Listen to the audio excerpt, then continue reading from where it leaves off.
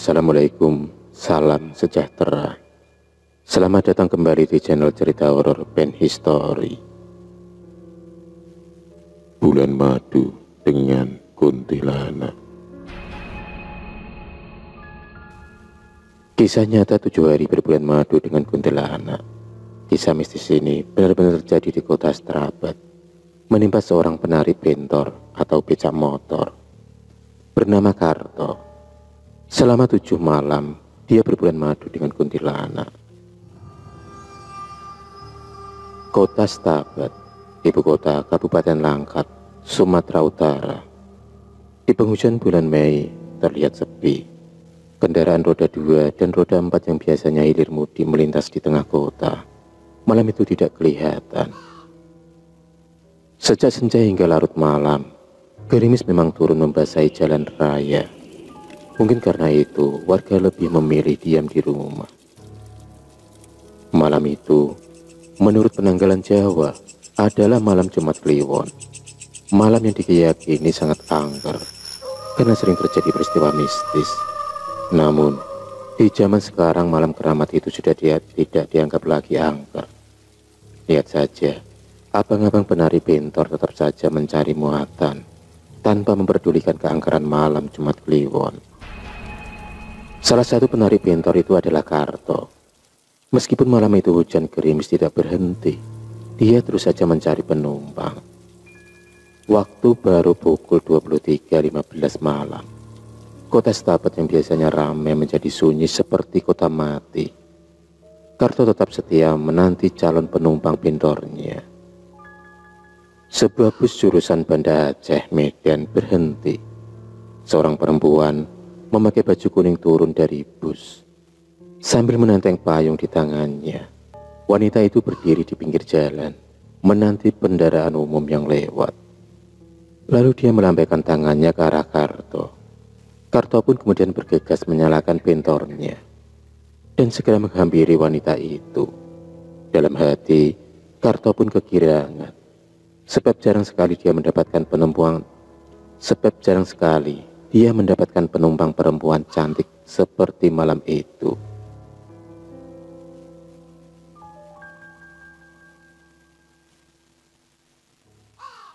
Karto tidak sempat menyahut sapaan dari wanita cantik tersebut, sebab mulutnya seperti terkunci melihat betapa cantiknya perempuan calon penumpangnya itu. Wanita itu pun kemudian naik ke atas bentor. Daerah Karto pun tersirat ke ubun-ubun, sebab secara tak sengaja rok pendek yang dipakai wanita itu pun tersingkap, sehingga terlihat banyak yang putih mulus. Berulang kali Karto pun harus menelan air liurnya. "Kemana tujuannya, Dik?" tanya Karto sambil menahan gejolak dalam dadanya. Kemudian wanita tersebut menjawab, "Ke arah desa Ulat Berayun." Karto segera tancap gas menuju alamat yang disebutkan. Tapi anehnya, baru sekitar 15 menit Karto memacu bentornya, tiba-tiba dia merasakan sudah berada di tempat yang sangat asing baginya. Karto seperti memasuki kota metropolitan yang sangat megah. Kendaraan mewah hilir mudik dan perempuan-perempuan cantik keluar masuk plaza. Seingat Karto, tidak ada plaza-plaza yang mewah seperti itu. Bahkan, mobil-mobil yang hilir mudik seperti sangat asing di matanya. Tak lama kemudian Karto pun menghentikan bentornya di depan rumah megah, bagaikan sebuah istana. Halamannya sangat luas, ditumbuhi rumput hijau dan bunga aneka warna. Bagian teras rumah itu dihiasi lampu kristal yang sangat mewah. Wanita tersebut kemudian mengatakan ajakan kepada Karto untuk singgah terlebih dahulu, untuk dibikinkan bandrek susu. Karto tidak dapat menolak ajakan wanita itu, sebab wanita itu sudah bergelayut di pundaknya. Kebetulan udara sangat dingin, minum bandrek susu pasti dapat menghangatkan badan. Di samping itu jarang sekali dia mendapatkan tawaran sebaik ini dari seorang penumpang, apalagi dari gadis yang sangat cantik selangit. Begitulah bisik batin Karto. Sementara Karto masih sibuk mengendalikan perasaannya, wanita itu pun membuka pintu depan rumahnya. Karto kemudian dipersilakan duduk di ruang tamu yang tertata rapi. Wanita tersebut kemudian mempersilakan Karto duduk. Kemudian ia berjalan ke dapur untuk menyiapkan membuat minuman bandrek. Suara wanita tersebut sangat lembut dan manja. Karto hanya bisa mengangguk, dan dia terus berkagum-kagum melihat perabotan dalam rumah yang serba mewah dan megah itu. Pastilah gadis ini anak orang kaya, karena rumahnya saja bagaikan istana raja, bisik Karto di dalam hati.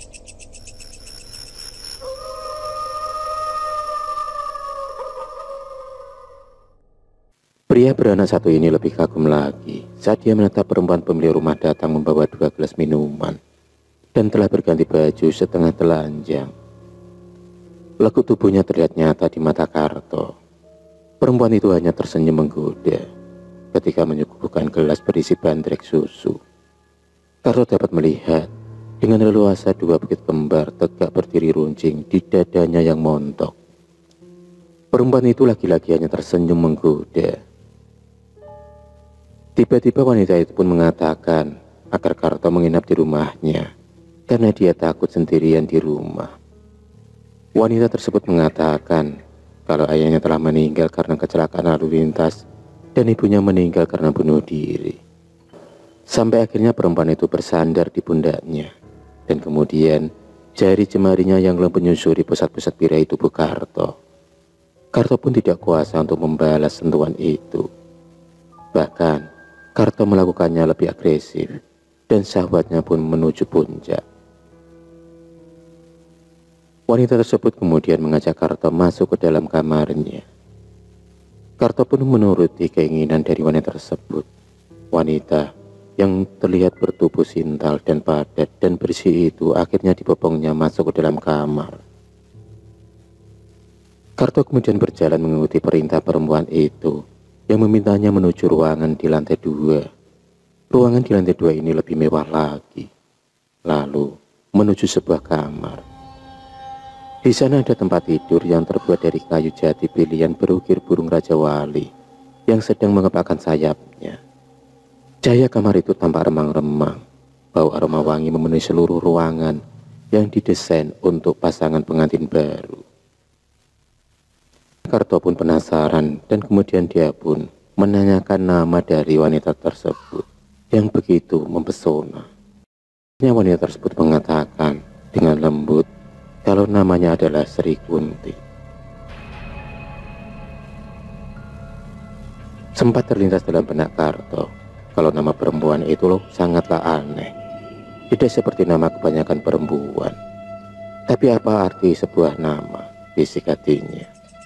Karto sudah tidak tahan lagi, ingin segera melepaskan nafsu birahinya.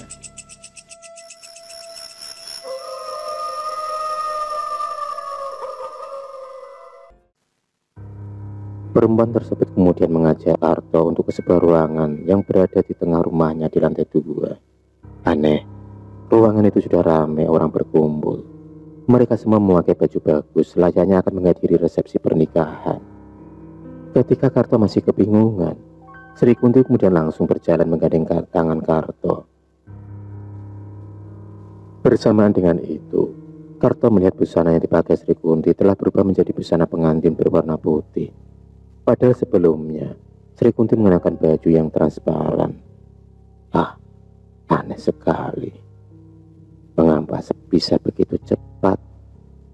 Keraguan ini sempat terlintas di pikiran Karto. Namun entah mengapa, dia kemudian tidak mempersoalkannya lagi. Karto sendiri makin bertambah bingung, sebab dirinya juga telah memakai jas berwarna hitam dan memakai dasi. Padahal sebelumnya dia berpakaian lusut. Akhirnya mereka berdua pun menghadap penghulu yang menikahkannya. Akad nikah yang Karto laksanakan tidak seperti pernikahan dengan istrinya yang setia menunggunya di rumah. Karto juga banyak mengucapkan ikrar setia. Setelah itu, resmilah mereka sebagai pasangan suami istri. Setelah resepsi pernikahan selesai, semua tamu yang datang pun sudah pulang. Kini tinggal mereka berdua di dalam rumah besar itu. Hujan gerimis berubah menjadi sangat deras. Udara dingin menusuk tulang. Karto membutuhkan kehangatan. Sri Kunti pun demikian sama membutuhkannya.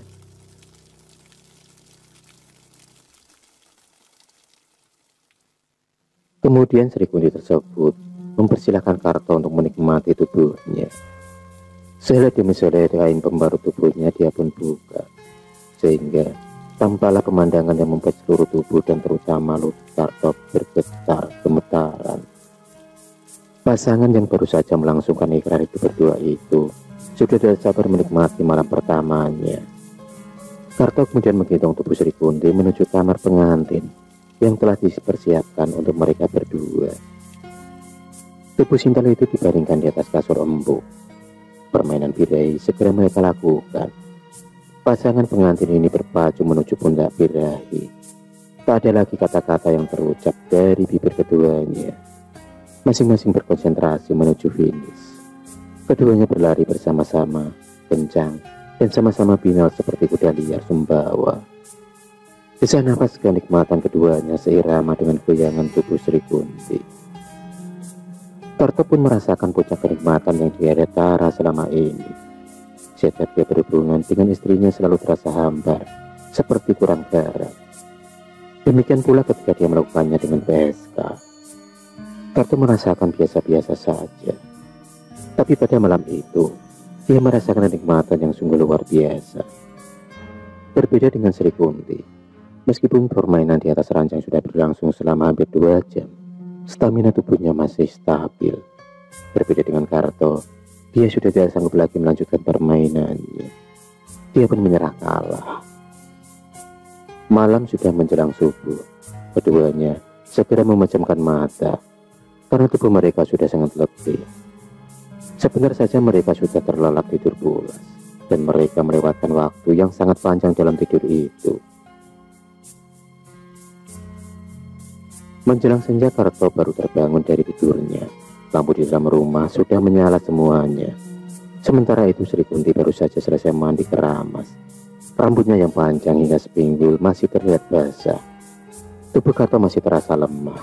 Seluruh sendi-sendi tulangnya terasa mau copot semua.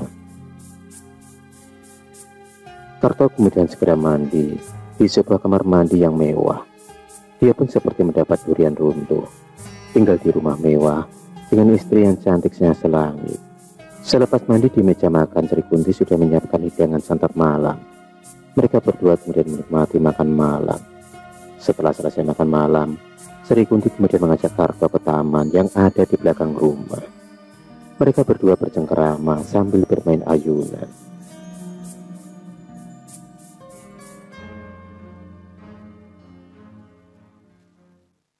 Akhirnya Karto pun ingin mengajak Sri Kunti untuk masuk ke dalam kamar lagi. Karto pun kemudian membawa Sri Kunti masuk ke dalam kamar. Kain spray sudah diganti dengan yang baru. Tubuh Sri Kunti kemudian dibaringkan di atas kasur empuk. Mereka segera berlari ke puncak birahi. Permainan malam kedua ini lebih hebat dan lebih gila lagi.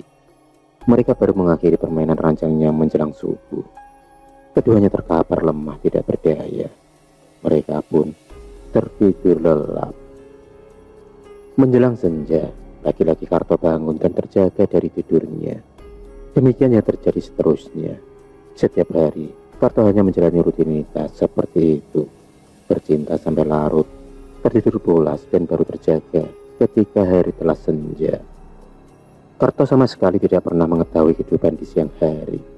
Semua aktivitas hidup di dunia tempat Sri Kunti tinggal sepertinya hanya berlangsung pada malam hari. Daerah tempat Karto kini tinggal sepertinya hanya muncul menjelang senja hingga subuh. Dan siang hari daerah itu tidak pernah ada. Sudah 5 hari Karto tidak pulang ke rumah. Informasi yang diterima istrinya menyebutkan bahwa malam Jumat kemarin suaminya mengantarkan perempuan cantik. Setelah mengantarkan perempuan itu, Karto tidak pulang ke rumah. Istrinya sudah mencari Karto kemana-mana, tapi tidak juga ditemukan. Karena takut terjadi apa-apa pada diri suaminya, istri Karto bahkan sudah melaporkan kasus kehilangannya kepada pihak kepolisian. Beragam prediksi muncul akibat hilangnya Karto. Ada yang berpendapat barangkali perempuan yang diantarkan Karto adalah anggota sindikat perampok. Namun, Istri Karto tidak yakin suaminya dirampok. Nalurinya mengatakan, suaminya yang mata keranjang itu tengah bersenang-senang dengan perempuan yang diantarkannya. Sebab beberapa tahun yang lalu, Karto pernah sampai 3 hari tidak pulang ke rumah setelah mengantarkan penumpang perempuan cantik. Ternyata Karto tinggal serumah dengan perempuan itu. Teman-teman yang satu profesi dengan Karto ada yang menyarankan agar minta bantuan dukun untuk mengetahui di mana Karto berada. Saran itu pun dituruti oleh istrinya. Dengan diantar hatinya, istri Karto mendatangi rumah Mbah Katijo, dukun kampung yang sudah tidak diragukan lagi kemampuannya.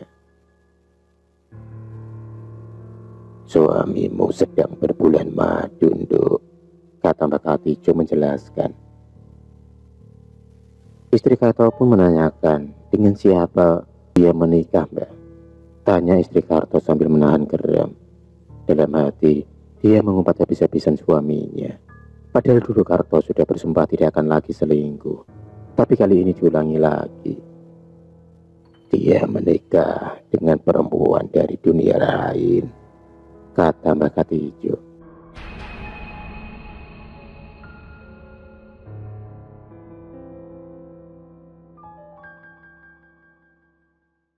Mendengar jawaban dari Mbak Katijo tersebut, bulu rumahnya pun merinding. Mbak Katijo kemudian mengatakan kalau suaminya akan bisa pulang, tapi harus bersabar. Biasanya acara bulan madu bersama sosok tersebut berlangsung tidak lebih dari 7 hari. Kata Mbak Katijo menjelaskan, memang aneh, memasuki malam ke-7, Karto berpamitan kepada Sri Kunti tidak pulang ke rumahnya. Entah bagaimana, tiba-tiba Karto merasakan kerinduan teramat berat pada keluarganya, pada istrinya juga, dan pada anaknya yang masih berusia 5 tahun. Sri Kunti melepas kepergian Karto dengan linangan air mata. Dia mengantarkannya hingga ke depan pekarangan rumah. Karto kemudian menyusuri jalan raya di dunia maya yang membingungkannya itu. Aneh, ketika Karto tiba di persimpangan jalan, kota itu pun hilang secara misterius. Bentor yang dikemudikannya mendadak mati mesinnya. Setelah diperiksa, ternyata bensinnya habis. Malam sudah menunjukkan pukul 2 dini hari. Suasana di sekitar begitu sepi. Di sebelah kiri jalan, Karto melihat hamparan kuburan umum. Ratusan orang dikubur di sana, duduk-duduk ataupun berdiri. Badannya mendadak lemas. Perkampungan warga sekitar 1 kilometer lagi. Karto pun tidak sanggup mendorong bentornya. Tubuhnya sangatlah lemas. Akhirnya Karto memutuskan untuk tidur di dalam bentornya. Pagi hari ketika dia terjaga dari tidur pulasnya, orang-orang telah ramai di sekeliling. Dia mencoba untuk bangkit dari bentornya, tapi usahanya sia-sia. Tubuhnya sangat lemas sehingga tidak dapat digerakkan. Teman-teman satu profesi yang kebetulan kenal dengannya akhirnya mengantarkan Karto pulang ke rumahnya. Penampilan Karto kini berubah dari biasanya. Karto yang biasanya ceria ini berubah seperti orang bingung. Hari berikutnya Mbak Katijo datang menemui Karto. Semua yang diceritakan dukun kampung itu dibenarkan Karto. Istri Karto pun emosi mendengarnya, dan api cemburunya tidak dapat dipadamkan. Dia tidak sudi lagi menerima Karto karena sudah bersetubuh dengan makhluk halus tersebut. Akhirnya istrinya pergi bersama anaknya ke rumah orang tuanya. Tinggallah kini Karto seorang diri dalam keadaan lumpuh total. Kini dia hidup dari belas kasihan orang-orang yang dekat dengannya. Wassalamualaikum warahmatullahi wabarakatuh.